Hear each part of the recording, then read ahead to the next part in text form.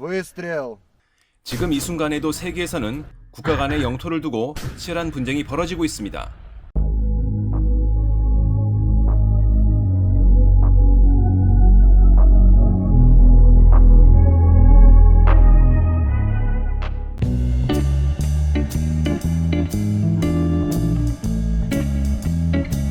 안녕하세요, 지식스쿨입니다. 영토 확장 욕구는 고대부터 인류를 자극했던 관심사였고 이 때문에 인류 역사가 쓰여졌다고 해도 과언이 아닐 것입니다. 영토를 확장하는 방법에는 대략 몇 가지가 있습니다. 13세기 전후 거대했던 몽골 제국처럼 앞뒤 가리지 않고 전쟁을 벌이며 상대 영토를 병합하는 게 있고 19세기 미국이 프랑스로부터 루이지애나, 러시아로부터는 알래스카를 구입한 것처럼 일정 대가를 주고 구입하는 게 있으며 1945년 이후 서울의 6배 달하는 면적을 넓힌 한국처럼 일정 공간의 물을 빼내 영토로 만드는 간척 사업 등이 있습니다. 이처럼 유사일에 각국의 영토에 대한 욕심은 늘 존재했는데 놀라운 사실이 있습니다. 현재 한국 면적의 16배가 넘는 거대한 토지가 주인 없는 땅인 일명 무주지로 존재한다는 것입니다. 가장 대표적인 무주지는 바로 남극에 있습니다. 사실 남극은 과거에 공개적으로 알려진 영유권 주장이 있긴 했습니다. 1840년 프랑스의 아델리랜드 영유권 주장을 시작으로 20세기 들어서는 영국의 남극 영토, 뉴질랜드의 로스 디펜던시, 노르웨이의 피터힐세 섬과 퀸 모드랜드, 호주의 남극 영토, 칠레의 남극 영토, 아르헨티나의 남극 영토 등 도합 7개국이 8개 지역을 자국의 영토라고 선포했던 것입니다. 이러한 7개국의 영유권 주장은 현재 7개국만이 각국의 주장을 대부분 인정해줄 뿐 다른 국가들은 무시하는 분위기입니다. 더구나 1959년 남극조약의 체결은 많은 사람들로 하여금 남극은 세계가 공유하는 영토라는 것을 인식케 했습니다. 1959년에 등장한 남극조약은 앞서 남극의 영유권을 주장했던 7개국을 포함해 미국, 러시아, 중국 등의 강대국과 한국, 일본, 심지어 북한에 이르기까지 54개국이 냉전의 대결 구도 속에서 한뜻으로 서명을 통해 체결되어 있는 상태입니다. 남극조약은 남극에서의 군사활동을 금지하고 각국의 과학 연구를 자유롭게 보장해준다는 내용을 담고 있습니다. 영유권과 관련해서는 남극조약 체결 이전의 영유권 주장은 인정된다기보다는 사라지지 않고 그대로 남아있는 상태라는 것을 명시했고 남극조약에 서명했다고 해도 각국의 영유권 주장에는 영향을 미칠 수 없다는 것을 못 박았습니다. 특히 1961년부터는 남극에 대한 어떠한 영유권 주장도 불가능하다는 것을 강조했습니다. 그럼에도 2015년 노르웨이와 같은 일부 국가는 공식적으로 남극의 영유권을 새롭게 주장한 바 있습니다. 하지만 남극에는 남극조약 체결 이전부터 현재까지 전 세계 모든 국가를 통틀어 공식적으로 영유권 주장이 이루어지지 않은 무주지가 있습니다. 바로 마리버드 랜드입니다. 마리버드 랜드의 면적은 161만 제곱킬로미터로 한국의 영토와 비교한다면 16배에 달할 정도로 거대합니다. 이렇게 거대한 무주지가 존재한다는 게 신기할 정도인데 위치로 본다면 서경 158도에서 서경 103도 24분 사이로 로스 빙붕에서 H해안 사이의 지역입니다. 그렇다고 인류의 발길이 닿지 않았던 건 아닙니다. 1902년 영국의 로버트 팔콘을 시작으로 1911년 노르웨이의 로알 아문센, 1912년 일본의 시라세 노부 등이 마리버드 랜드를 탐험했음에도 무주지로 남아있는 것입니다. 다만 미국이 관심을 보인 사례가 있었습니다.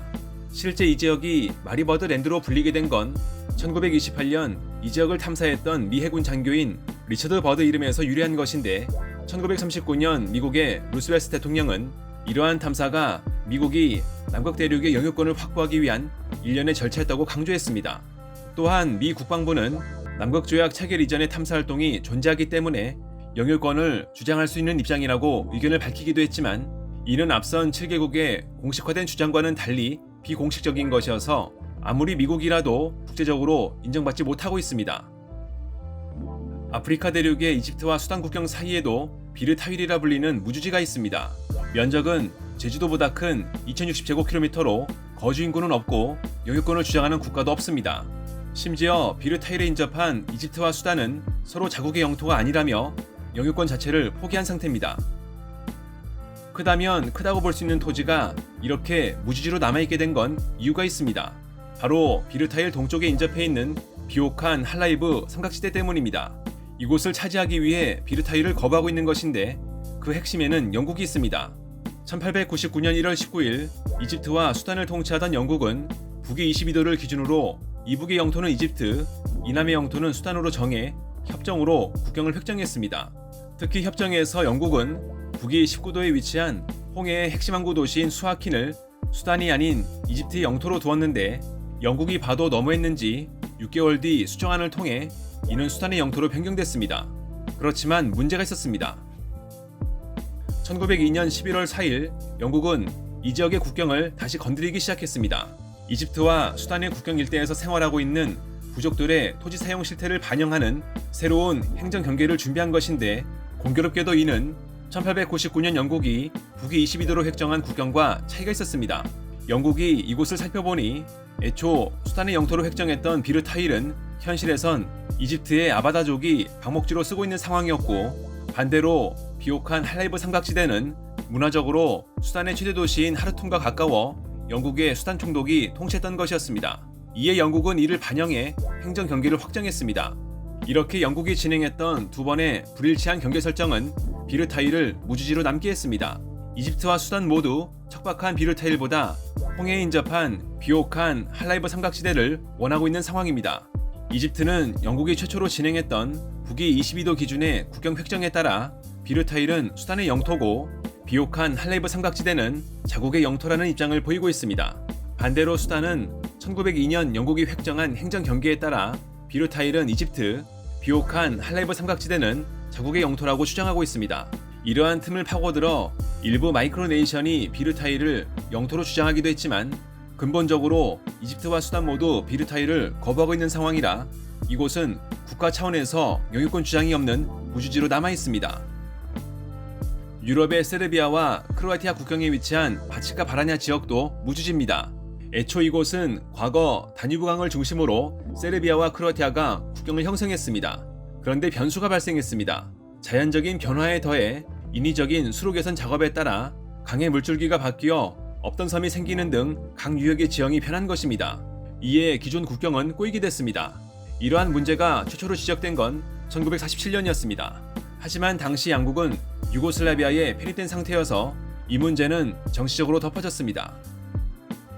1992년 유고슬라비아의 해체는 갈등을 수면 위로 끌어올렸습니다.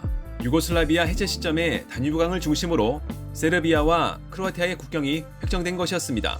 근본적으로 크로아티아는 오스트리아 헝가리 제국 하에서 실시된 1891년의 측지 측량에 근거해 국경을 주장하고 있습니다. 측량 이후 1891년부터 1894년까지 진행된 선박의 항해를 위한 수로 개선 작업에 의해 강 유역이 변한 것을 인정하지 않는 것입니다.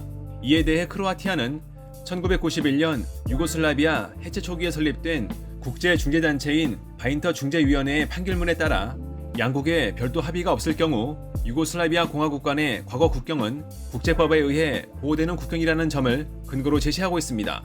즉 크로아티아와 세르비아 간의 별도 합의가 없었기 때문에 과거 국경이 존중되어야 한다는 것입니다. 이에 따라 크로아티아는 다뉴브강 제방에 있는 115제곱킬로미터의 면적을 주장하고 있습니다. 반면 세르비아는 현재 다뉴브강의 물줄기를 따라 국경이 이뤄진다고 주장하고 있습니다. 현재 크로아티아는 과거의 국경과 현재 다뉴브강 물줄기 사이에 위치한 크로아티아 쪽 토지의 영유권을 거부하고 있습니다. 세르비아도 크로아티아가 거부한다고 해서 이곳을 덥석 물었다가는 과거의 국경을 인정하는 꼴이 돼 이보다 넓은 영토를 토해낼 수 있어 마찬가지로 이 지역을 거부하고 있습니다.